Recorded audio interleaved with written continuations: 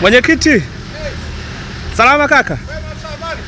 Safi kabisa. Asante mwenyekiti.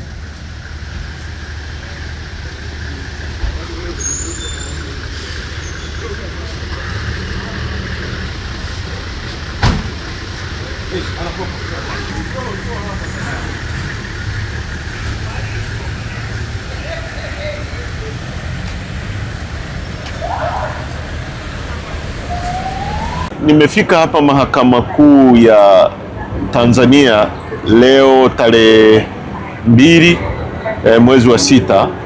Tulikuwa njiani tunaelekea Kilwa, mkoa wa Lindi kwa ajili ya mkutano wa hadhara ambao upo kesho, lakini kaambiwa kwamba mwenyekiti wetu analetwa hapa, na kwa njia za usiri kama kawaida mahakama yetu ina conspire na hao polisi wanafanya mambo ya siri.